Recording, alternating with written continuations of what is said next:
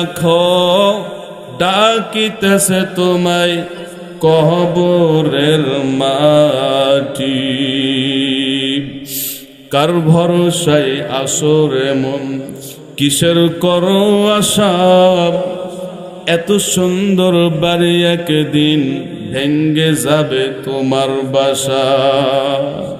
ও তোর গহনা দিন ফু রহিয়া যাবে, ও তোর গহনা দিন ফু রহিয়া যাবে, যৌবনে লাগবে ভাটি। ওই যে দেখো ডাকিতেছে তোমায় কবরের মাটি। আমার সাথে পড়েন, ওই যে দেখো ডাকিতেছে তোমায় কবরের মাটি।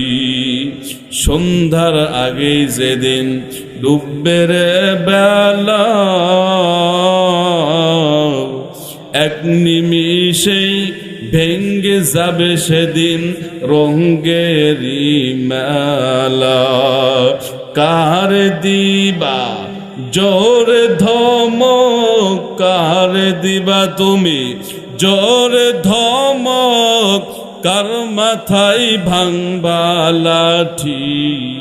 ওই যে দেখো ডাকিতেছে তোমায় কবরের মাটি। হায়রে ওই যে দেখো ডাকিতেছে তোমায় কবরের মাটি। খবর পেয়ে আসবেন আত্মীয় স্বজন, তোমারই চার পাশে বসে তারা করিবে ক্রন্দন। সাজাইবে তোমায় মোহনের মতন, সাজাইবে তোমায় মোহনের মতন, কি সুন্দর পরিপাটি। ওই যে দেখো ডাকিতেছে তোমায় কবরের মাটি। ওই যে দেখো ডাকিতেছে তোমায় কবরের মাটি। ওই যে দেখো ডাকিতেছে তোমায় কবরের মাটি। ও ভাই, ও মা বোন, একদিন কবরে ঢুকতেই হবে, এমন জায়গা ওখানে সারা রেহাই নাই। ওটাই আমাদের সবচেয়ে বড় এবং ভালো জায়গা। কতক্ষণ ঠিক না বা ঠিক?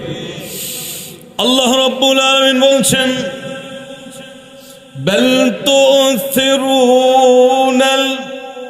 হায়াতাদ দুনিয়া ওয়াল আখিরাতু খায়রুন ওয়া আবকা, ইন্না হাযা لفي الصحف الأولى صحف إبراهيم وموسى।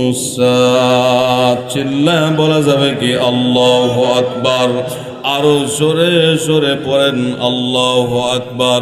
মুসলমান ইমানদার আল্লাহর গোলাম, এই আয়াতের তাফসীর করে আমার ওয়াজের ইতি টানবো, আপনাদেরকে আর কষ্ট দিব না।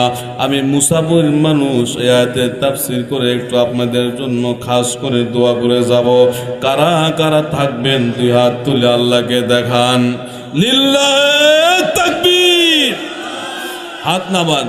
আল্লাহ রাব্বুল আলামিন বলছেন, আমি সেই আদম নবী থেকে মুহাম্মদ আরবি সাল্লাল্লাহু আলাইহি ওয়াসাল্লাম পর্যন্ত যত ছোট কিতাব বড় কিতাব নাজিল করেছি, এই আয়াতের কথাগুলো সমস্ত কিতাবের মধ্যে তুলে ধরেছি। চিল্লায়া বলুন সুবহানাল্লাহ। কোন কথাগুলো?